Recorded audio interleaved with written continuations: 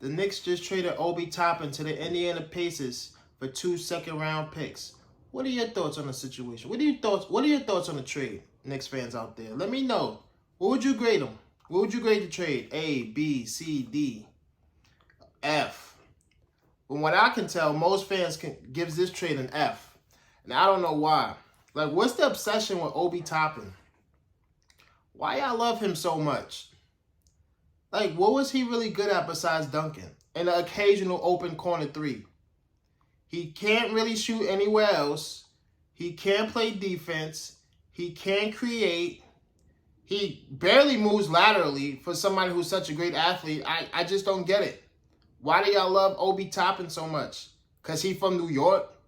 I don't care if he's from New York. Take the emotion out of it. That's why most of us can't be GMs. As much as we think we could be GMs, nah, we can't be GMs.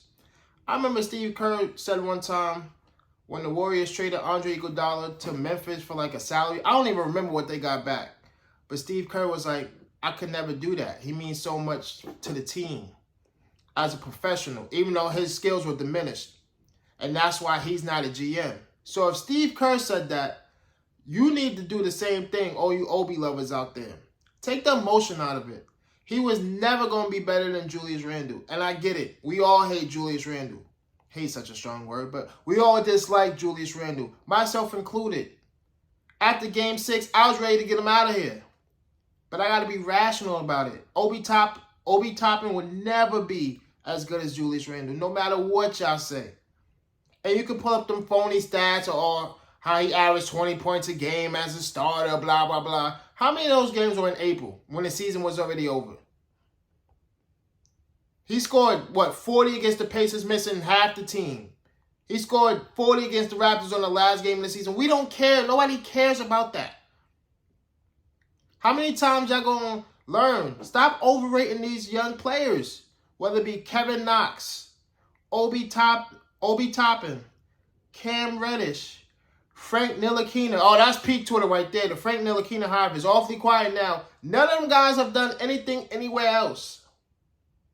And I get it. If you're an Obi fan, you'll say, "Oh, he didn't get enough minutes." Blah blah blah. I get that. That's actually a fair criticism. But sometimes you don't need to see a player get 20 minutes a game to know that he's not good. He's just not good. How many minutes did Frank get? About the same. What is he doing now in Dallas? Nothing. What is Kevin Knox doing? Nothing, and so on and so forth. Stop overrating these young players. If the Knicks could have gotten a first-round pick for him, they would have. You think they just asked for 2 second-round picks? No. No, he was diminished. Now, if you want to say, hey, maybe they could have got a first-round pick last year, okay, maybe. I doubt it, but maybe. Maybe. Obi just wasn't, he's not a good basketball player. I'm sorry, he's a likable guy, and I get all that fan favorite, but he's just not good. He's just not. When he was drafted, nobody knew Julius Randle would be All-NBA 2 out of the next 3 seasons. None of us knew that. We was all ready to get Julius Randle out after the first year. So Obi was never going to play over Julius Randle. We just going to have to get over that. This is not an indictment on Tibbs. For all you fans out there who want Tibbs fired because of Obi Toppin, give me a break. We made the playoffs 2 out of the last 3 seasons. And for the Knicks, that's a lot. This is a franchise that's won 2 playoff series since 2000. 2. And you want to get rid of the coach?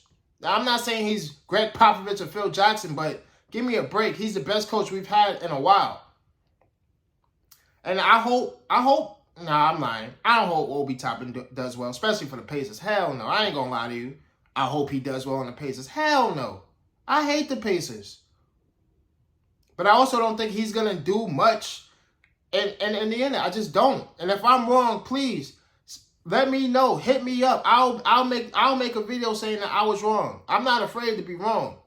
But I just don't see it with Obi Toppin. First of all, he's 26. You are what you are at this point. You are what you are. He's just not a good basketball player. So for all you fans out there who think he's going to average 20, 18, 19, please hit me up. Put that comment in below. We could put some money up. Because he ain't averaging no damn 20 points. Nah, not even for Indiana, and I don't even think Indiana's gonna be that good this year. They just drafted a power forward. Do you even know if Obi's gonna start? It wouldn't surprise me if Obi Toppin doesn't resign there next year. So we just gonna have to get over that. We gotta stop overreacting to our fan favorites. Think logically and not with emotions. I'm hearing fans talking about this is the worst trade ever. Hello, Patrick Ewing. Do y'all remember Patrick Ewing? Come on, man. We gotta be better. Hopefully we do something with these second round picks. Oh, that's another thing. People talking about, oh, these second round picks ain't gonna amount to nothing. How you know? How you know? Mitch Robinson was a second round pick. He's a flawed player, but he's still a NBA starter. You don't know what these picks are gonna be. So at least they got something for him. And they needed that. They needed Obi Toppin cap space or whatever, to get Dante DiVincenzo.